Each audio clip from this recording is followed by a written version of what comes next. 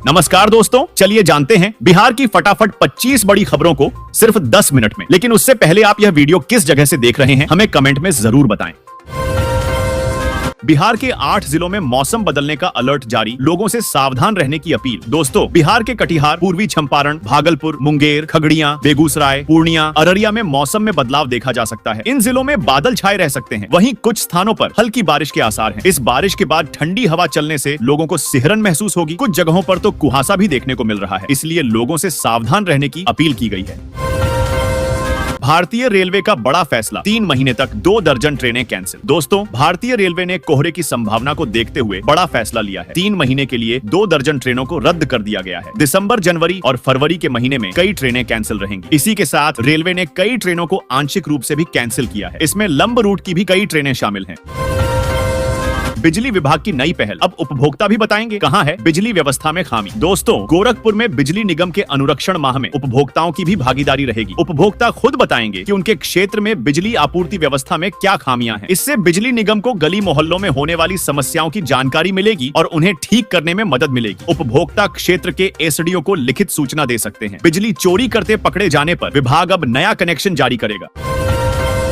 त्योहारी सीजन में यात्रियों को लगा झटका, 150 ट्रेनें प्रभावित। दोस्तों, त्योहारों के सीजन में रेलवे ने करोड़ों का नुकसान उठाया है। लाखों लोगों की रेल यात्रा प्रभावित हुई है। 27 अक्टूबर तक लगभग 150 ट्रेनों का संचालन प्रभावित रहेगा। गोरखपुर लखनऊ रूट पर लगभग 40 ट्रेनें निरस्त कर दी गई हैं। करीब 75 ट्रेनें मार्ग बदलकर चल रही हैं। यात्रियों में भारी आक्रोश है। टिकटों के निरस्तीकरण से रेलवे को भी करोड़ का नुकसान उठाना पड़ रहा है।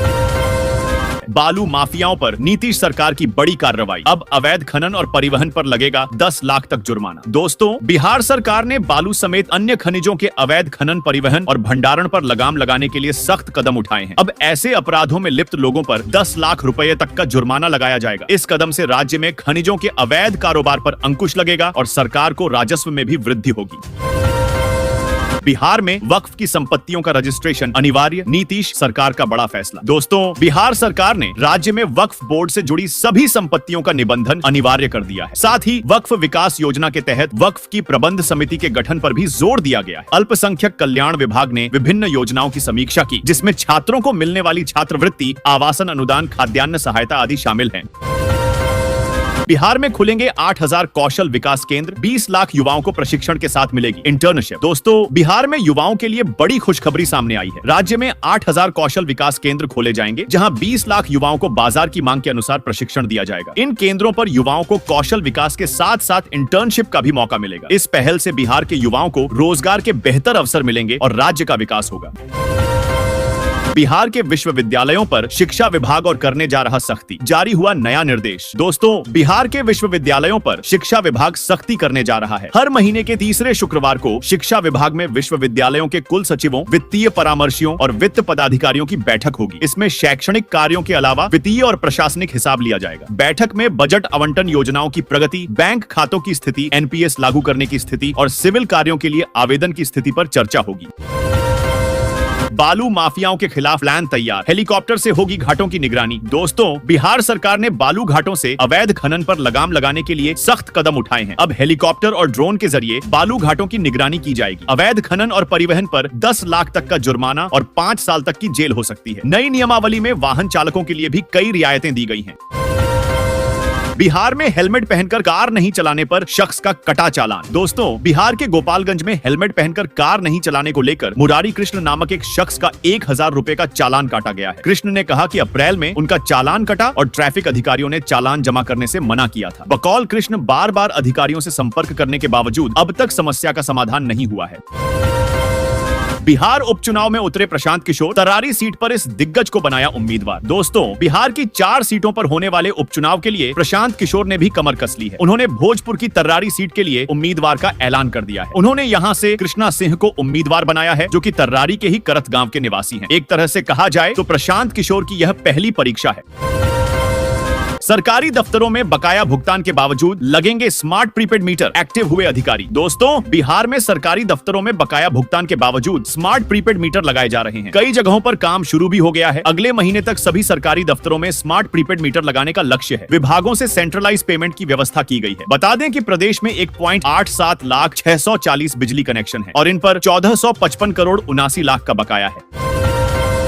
भूमि सर्वे का काम होगा और भी आसान, नीतीश सरकार ने दे दिया नया आदेश। दोस्तों, विभाग भूमि सर्वे कर्मियों को कैथी लिपि की पुस्तिका बांटने जा रहा है। इस लिपि के विशेषज्ञ पहले से ही इन्हें प्रशिक्षित कर रहे हैं। विभाग के मंत्री डॉक्टर दिलीप कुमार जायसवाल ने मंगलवार हुई बैठक में कैथी लिपि की पुस्तिका बनाने का निर्देश दिया। कैथी लिपि का प्रशिक्षण प्राथमिकता के आधार पर उन जिलों में दिया जा रहा है जहां कैडेस्ट्रल खतियान के आधार पर राजस्व संबंधी कार्य होते हैं। अब पटना वासियों को घर बैठे मिलेगी ताजी मछली। दोस्तों, मछली खाने वालों के लिए अच्छी खबर है। अब जिंदा और ताजी मछली खरीदने के लिए भटकने की जरूरत नहीं पड़ेगी। दरअसल विद्यापति मार्ग स्थित जिला मत्स्य कार्यालय भवन में 2020 से बंद पड़े जिंदा मछली विक्रय केंद्र को फिर से शुरू किया गया है। बता दें कि बुधवार को इसका शुभारंभ किया गया।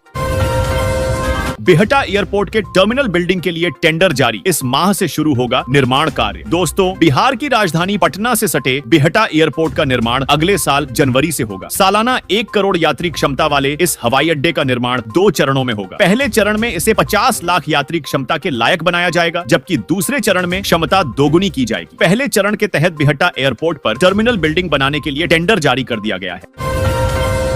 बिहार में अब घर बैठे बेच पाएंगे जमीन, बार बार रजिस्ट्री ऑफिस जाने का झंझट खत्म। दोस्तों, बिहार में जमीन की खरीद फरोख्त के लिए रजिस्ट्री ऑफिस का चक्कर जल्द ही खत्म होने वाला है। आम लोगों को अब जमीन की रजिस्ट्री कराने के लिए बार बार सरकारी दफ्तार जाने की जरूरत नहीं होगी। बहुत सारा काम घर बैठे ही हो जाएगा। इस नई व्यवस्था के लागू हो जाने के बाद लोग घर बैठे ही ऑनलाइन आवेदन कर सकेंगे और अपनी जमीन की रजिस्ट्री के लिए तारीख ले सकेंगे। भागलपुर के 50 शिक्षकों पर चल सकता है विभाग का डंडा, ऑनलाइन हाजिरी में गड़बड़ी का आरोप। दोस्तों, भागलपुर जिले में कई शिक्षक इन दिनों शिक्षा विभाग के रडार पर हैं। ई शिक्षा कोष ऐप पर हाजिरी बनाने में अनियमितता मिल रही है, जिसे शिक्षा विभाग ने गंभीरता से लिया है और अब सख्ती करने के मूड में है। शिक्षकों को ई शिक्षा कोष ऐप पर ऑनलाइन हाजिरी बनाना अनिवार्य कर दिया गया है, जिसमें कई शिक्षक गड़बड़ी करने का आरोप लग रहा है। 20 जिलों के 929 गांवों के खतियान का अता पता नहीं, पर हो गया पूरा जमीन सर्वे का काम। दोस्तों, भूमि सर्वे के दौरान लगभग हर जिले से खतियान गायब होने का मामला सामने आ रहा है। पहले चरण में जिन 20 जिलों का सर्वेक्षण पूरा होने का दावा किया जा रहा है, उन 20 जिलों के ही करीब 1000 गांवों में खतियानों का अता पता नहीं है। इसके बावजूद सर्वे का काम पूरा कर लिया गया है।